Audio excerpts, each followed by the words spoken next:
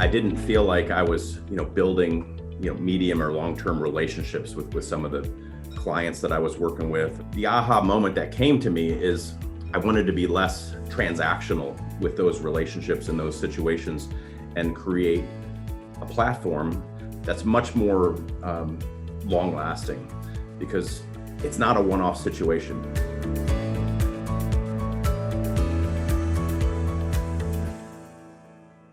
Welcome, everyone, to the Road Less Traveled Show. I'm your co-host, Richard Coyne. I'm your co-host, Bill Zahller. Today's guest is Mike Donofrio, and this show is about people that had a successful career in the past and left to choose to follow a different path. Over to you, Bill. All right, thanks, Richard. Thanks, Mike, for being on the Road Less Traveled Show. Great. Thanks, guys, for having me. Absolutely. Well, Mike, can you tell us a little bit about your background, what path you were initially on, and then how long you were in that business? Absolutely. So my background is I grew up in Cleveland, Ohio, and I come from a very entrepreneurial and hardworking family. Never had a lot of money. My dad was originally a police officer and some other types of law enforcement that he was involved with, and ended up leaving that and getting very entrepreneurial with my mom and the businesses that they were involved in. And, as a kid, I was always in Cleveland, wanting to be as entrepreneurial and kind of forward thinking as possible. I enjoyed working with some of the big companies, in Cleveland. Went to grade school, high school, college in Cleveland, John Carroll University, Gilmore Academy, for those that are familiar with the kind of east side of Cleveland. Great schools, great experiences, amazing friends and family connections, still up in that area. And then really, started with the Sherwin Williams company in Cleveland. Was the first job out of college.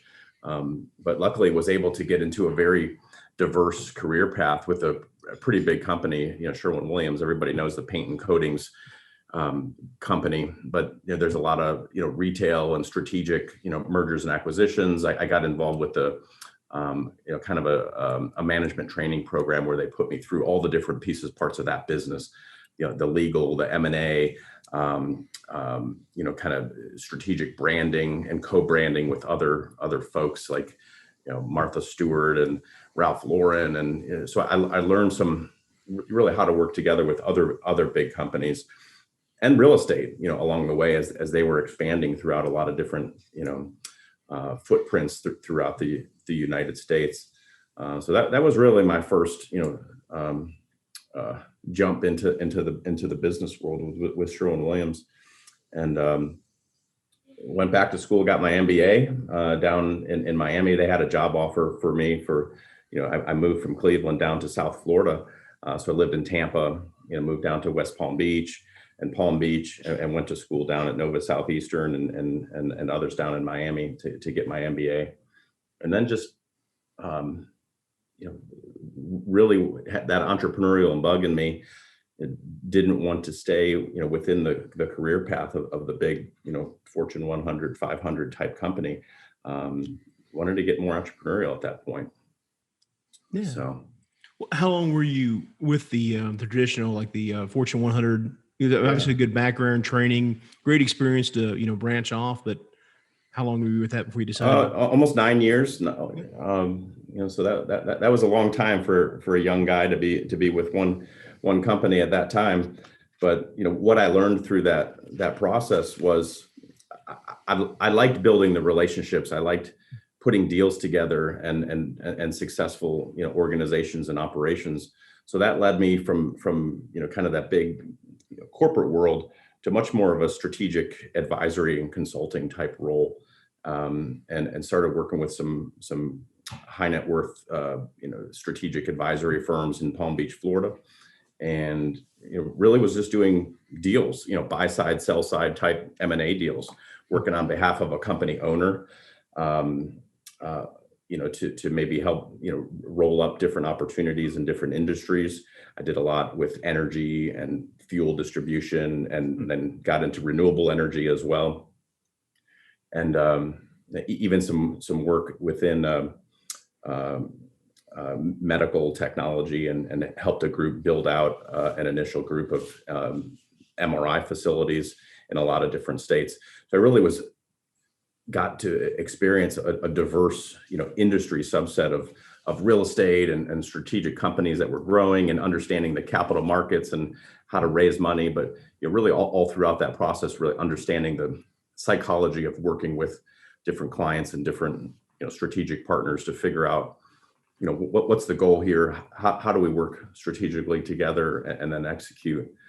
But I learned a lot along the way as well. Some of those roles took me international at that point, and so some of the engineering and renewable energy companies that I worked with, one that actually we worked to take public. So I learned a lot about the public markets of, going through the fundraising rounds from the friends and family to the institutional levels. But some of that took me internationally. So I was doing a lot of work in Singapore and Dubai, down in Brazil, because at the time that's where the emerging, renewable energy and biofuel markets were. Whether you were making biodiesel or ethanol or wind or solar, there was a lot of that, much more internationally than there was first domestically in the U.S. So I was learning of what was happening in Germany, in Singapore and Malaysia and even down in Brazil, and took some of that knowledge, back to the U.S. So. Yeah. But yeah, that's a great background and, skill set to build off of. So after you have done that, like you said, for 9 years, what did you switch to now? What's your career path you're on currently? Yeah. I realized that throughout that process, of learning the M&A and the advisory and the renewable energy, that there was really a subset of specialty knowledge that I had picked up around specialty credits and incentives. Because in the biofuel world and in the energy world, there was always some special incentive or strategy, whether it was a blender's credit for the actual, biodiesel or ethanol that you're producing, out of, whatever the feedstock was, or whether it was the solar or the wind or the geothermal. There's a federal or state or local specialty credit or incentive that the operators or the investors really wanted to understand and then maximize. And along that journey, that's where I met, Julio Gonzalez with ETS and Engineered Tax Services. And I realized that that's where I really wanted to focus the passion that I have around renewable energy and sustainability and in helping, the operators of companies, really to maximize and understand what's going on in the complex world of the federal and the state and the local tax codes and incentives. How do they really maximize that and leverage the relationships and the expertise that I built with all of those, CPA firms. So really for me, it was about getting focused on exactly what I was most passionate about, and then leverage, the relationships, both domestic and internationally, that I had with the expertise with Engineered Tax Services and what Julio was doing, and then get very specialized. So we worked over the years. This is almost 15 years that I've been working together with the ETS team of really figuring out where the need was, and the need was, the real estate owners, the operators, the investors, the companies, the emerging businesses, helping them to understand what was in the tax code, at the federal, state, and local level, and getting very specific of how I can help maybe someone that has a multifamily property that they're buying or building or developing, or someone that has a manufacturing company, or someone that's doing that renewable energy project. If they're not working with those top CPA firms or advisory firms, the Deloittes and the KPMGs and the E&Ys and, the Grant Thorntons, those are all amazing firms. But most of the, emerging companies and operators and wealth and business generation in the U.S. doesn't have access to that. So that's what Julio and the ETS team was created for, was to really offer what Wall Street was doing down to Main Street, operators, investors, et cetera. So it was really over the years about taking the diverse expertise and focusing it on a passion and a network, and then really, continuing to specialize and refine and diversify, with that offering, because, we've all had to diversify and pivot a bit, over these last couple of years, interesting years to say the least of 2020 and this year. There's stimulus plans that have come out, that CARES Act, the Recovery Act, the PPP loans, the everything that was in some of these specialized stimulus plans over two different presidential administrations now, the Trump administration that had put a lot of, specialty things in the tax code, and the Biden administration now. Really staying abreast of all that stuff has really helped us to, again, further specialize and refine what it is that we're doing and focusing on every day. Wow. Awesome. So Mike, as you kind of look back to your early days at Sherwin Williams, and then some of your M&A activity, and then really until you kind of before you really started specializing and going into working with engineered tax services and your specialty tax credit side, is there something, funny story you can share about, early days, something along the line that made you think, oh, why am I doing this? Yeah. I mean, the early days of, helping to build out a company, but before ETS, taking some of these companies, or helping some of these companies to go public and raise capital, and doing some of these rounds, it's very, you get very emotionally tied to what it is that you're doing and what you're trying to achieve. And when things don't go right, it's painful. And when you're traveling around the country, and I know one of you on this call, flies a lot as well. That's a lot of time that you have to think about, what you're doing, and the lives that you're impacting by, raising capital or potentially losing money, people's hard-earned investment dollars. So some of those long plane trips, man, is where I really had to, come to Jesus time to think about, the road that I was traveling, and whether I wanted to do that, whether I wanted to be, really, taking flyers on new opportunities, or really drilling down into specific, situations. Those are the things that I remember about those long flights. One of the most memorable flights I've ever had in my life is I had the opportunity to fly from Singapore back to London with a great friend of mine that's still in the UK in Manchester, named Ian. And it was really the first time I'd ever had the opportunity. I mean, I'd flown first class before, but you've never really flown first class in the US until you fly first class internationally, and then fly first class on something like Singapore Airlines, back in the day. So we get on this flight. It was going to be an overnight flight, from Singapore back to London, and a pretty long one. And we were in first class, and we ended up being the only two people in first class, with a whole, 15 plus flight attendants that were trying to show you the best of the best. And we had too much to drink before the plane even got off the runway. And I was so excited to enjoy this amazing flight with this amazing service and amazing food that Singapore Airlines was gonna. And by the time we took off, I don't remember the whole rest of the flight.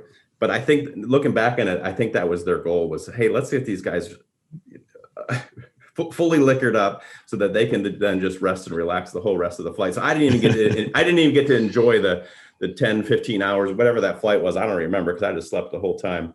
Those are the trips that I remember, and meeting the people in those countries.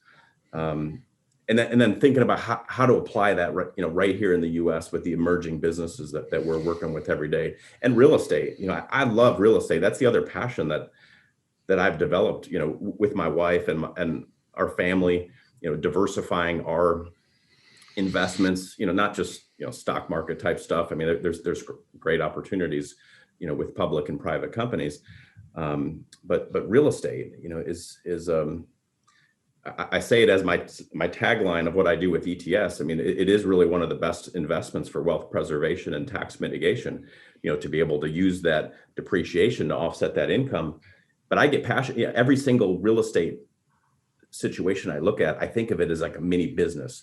whether it's a multifamily complex that's going to be housing people, or a distribution facility, that might have a bunch of different operators in it.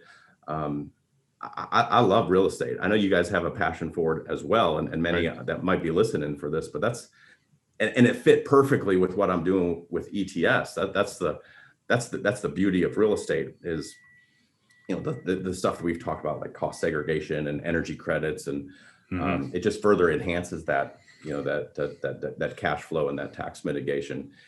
And I'm amazed every day of some really experienced investors, operators, families, that really don't understand some of the stuff in this tax code of how real estate, can really help with that tax mitigation and wealth preservation.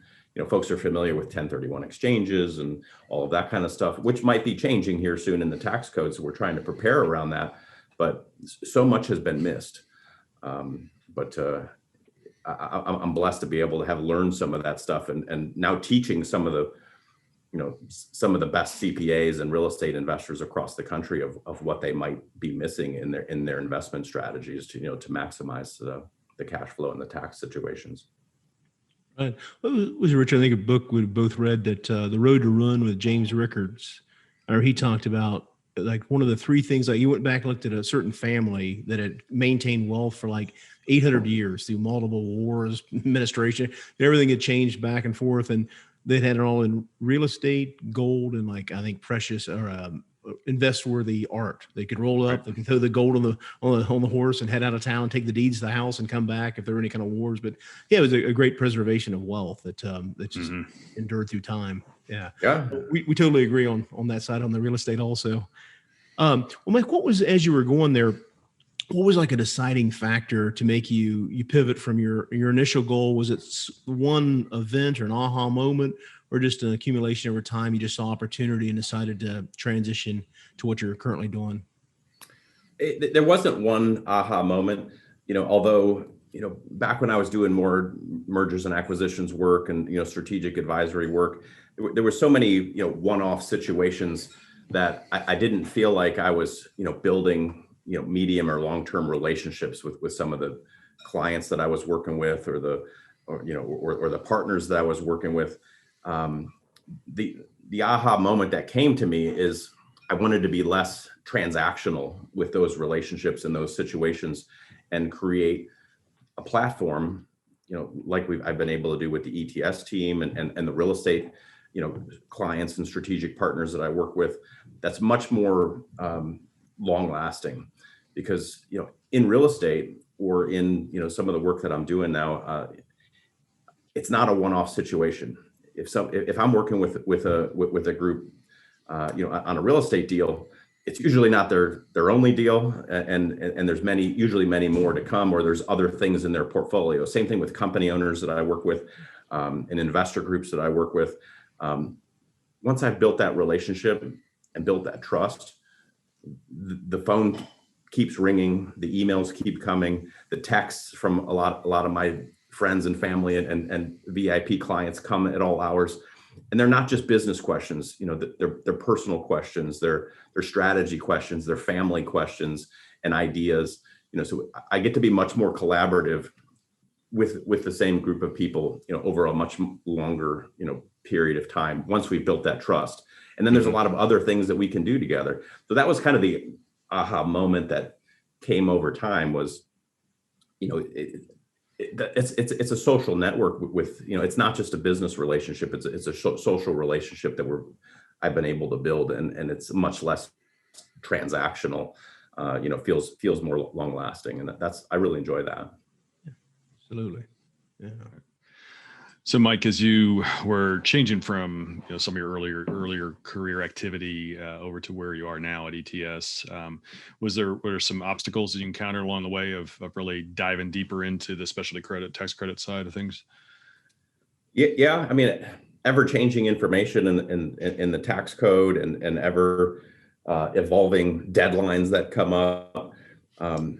I mean, that it's hard to stay abreast of everything, let alone at a national level, within the US. I mean, we're not even doing a lot of international stuff right now, but just at the national level.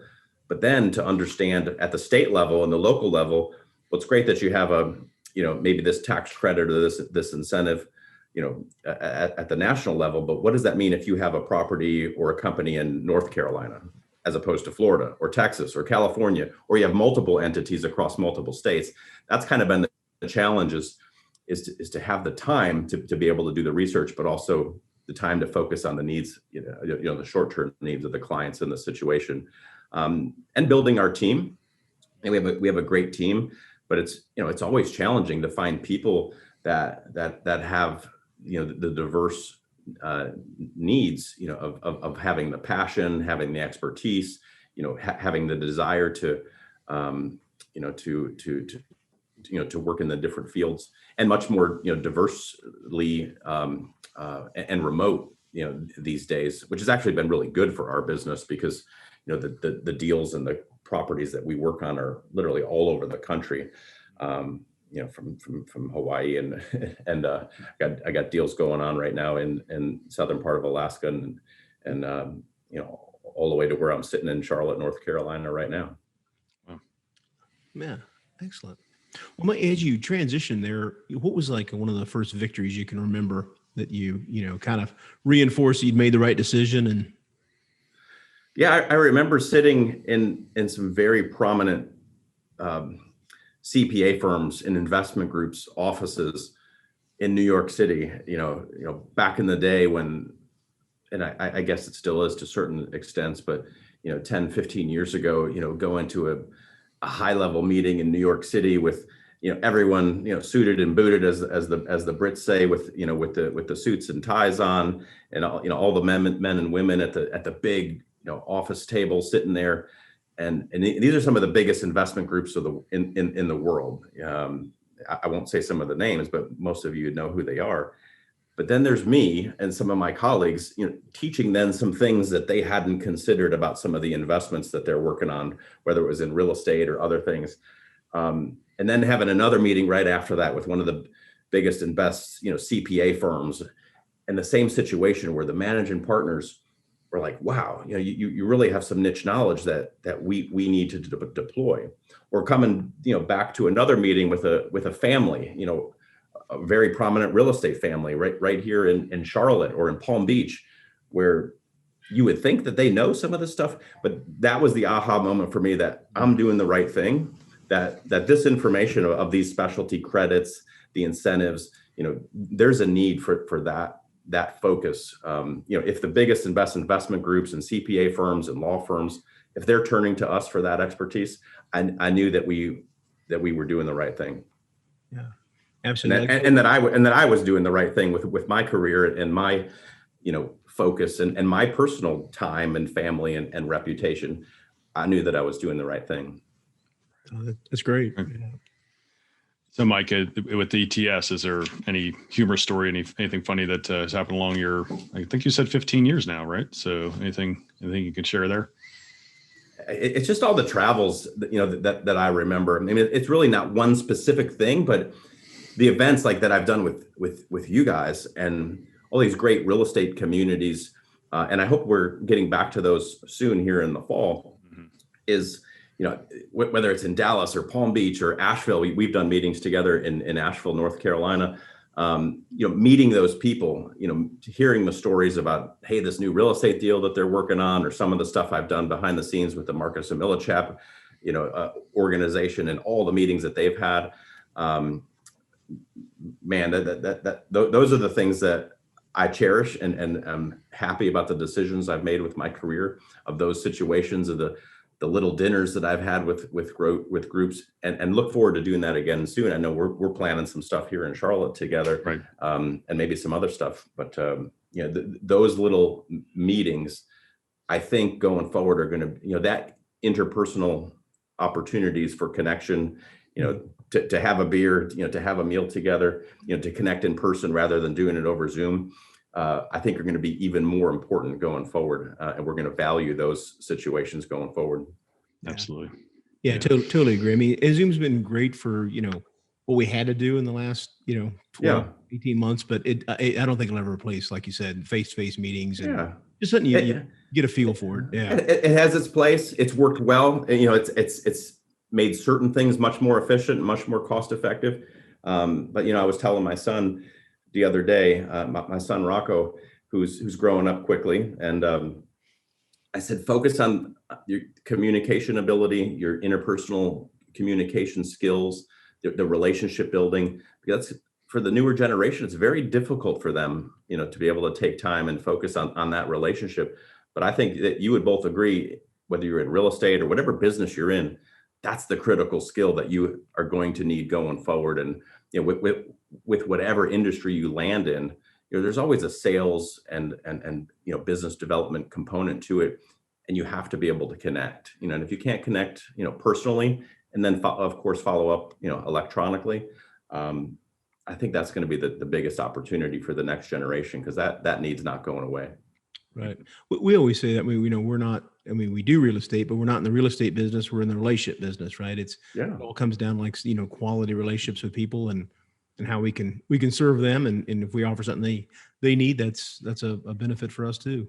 Yeah, I totally agree with that. Yeah. Well, Mike, where are you today on your journey as you're growing the business, and where are you now and what's next as you're moving along? Well, watching the administration changes here on the tax side of things, I'm continuing to gravitate, I hope, upwards, and working with our higher level clients on that wealth preservation and tax mitigation strategies, because I continue to see a bigger need for that, especially when we hear things in the news about, corporate tax rates going up, personal and cap gain rates going up, and 1031s going away. Continuing to innovate and coming up with some niche ideas and strategies, and being very entrepreneurial, understanding the risks, of course, but being very entrepreneurial on what some of those next strategies might be on the forefront. That's what I'm focusing on for the next steps. I know that's what our company is focusing on, is really that advisory role, that strategic consulting role, but remembering to be very entrepreneurial, not just regurgitating, the same old things that are out there. What are the new ideas? Understand the risks, understand the rewards, but lay it all out there, and let's figure it out together, and being as transparent as possible. Right. So, Mike, what's the future look like for you? Where's the road take you from here? Down the road, what does it look like? More and more real estate. Real estate. I look back, like we talked about a little bit. Every real estate deal that I was involved with, that my wife and I were involved with personally, actually, we wrote them all down at one point, whether it was a house or a townhouse or a condo or investment property or whatever it was. Over the long term, they all would have been extremely successful. Mm-hmm. So usually it was a short-term decision that we made for whatever reason. Some of those were personal decisions, on the residential side of, moving from one place to another. But I look back at every one of those properties. Over the medium and long term, they would have all been extremely successful. So I am working on taking a medium and long-term approach to real estate, and working together with my clients and my strategic partners like you guys, investing together, for the medium and long term, and not just thinking about the short-term impact, because that's the continued passion that I see growing in me and my wife and my family, is, really understanding that real estate, business, continuing to focus, down into a niche vertical, just like I do with ETS on the specialty credits, of how to maximize, whether it's, multifamily or, certain other types of, asset classes that I do like, flex industrial and distribution and other things. But there'll be more and more real estate things that I'll be personally working on, because I see some of my mentors that I work with, and I won't say their full names, whether it's Barry down in Atlanta or Bruce in Myrtle Beach, or Ian in the UK, or Julio in West Palm Beach, or Mike, down in Kiowa. I've learned, and Steve up in Cleveland. Those are the mentors in my life that I've learned, mm-hmm. How to, surround yourself with the smartest people possible. Don't be afraid to say what you don't know or understand. I think there's a lot that we can do together. Absolutely. Mike, what's something you've recently implemented in your business that's helped you grow and achieve your goals? Technology. I mean, without a doubt, I'm looking at some of the things around the desk here. It's technology. It's things like Zoom, but it's also, CRM platforms, our customer platforms. So we're not doing as many manual things, and we're trying to cut down on email and distractions. And implementing that technology has really helped our business, streamline the process, from a cost perspective, from an efficiencies perspective, from a quality control perspective. Because on the engineered tax services and the credits and incentives, that's a heavily accounting and tax, but also a process-driven deliverable.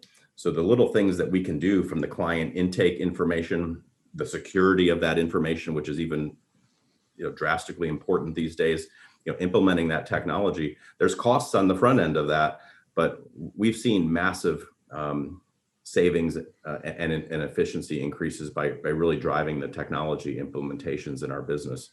That's number one. But number two is what I mentioned before. Don't forget the human interaction need for our business and our relationships. Because if you get too technology heavy, everyone starts to tune out of the emails that they receive, or the alerts that they receive, or even the blog, or the whatever the thing is. You got to get out there and shake that hand, or have that beer together, or just have a personal conversation with someone. It really works. Yeah, definitely. As you said earlier, we're super looking forward to being able to get back to in-person meetings. And, there always will be a technology aspect and a Zoom aspect. And some of those meetings will be hybrids, where it's partially in person and partially on Zoom. But, but again, the in-person side, you can't beat that. So, yeah. And last comment on the technology thing, really the biggest thing is our CRM platform. We have our own, if those that are familiar, when I say CRM, I'm talking about like a Salesforce or other, customer, management type platform. Some use LinkedIn, but we've actually built our own version of that called Able, which helps us to, outline all of our client and project, situations. Make sure we're not missing, some of our top client interaction opportunities.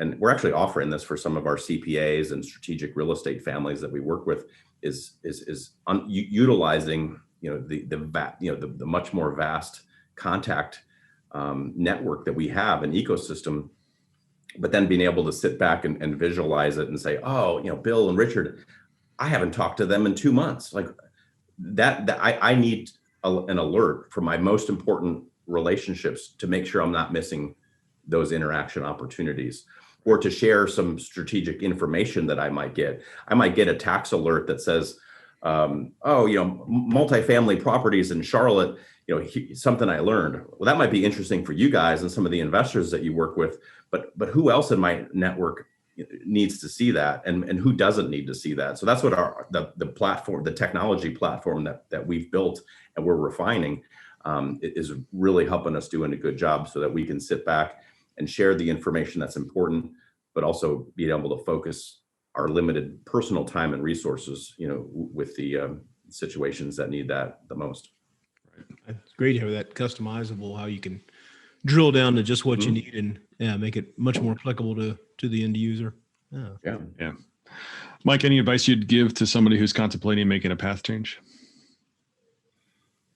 Talk with people, talk with people that's doing something or has done, these podcasts I think are awesome. I've watched them all.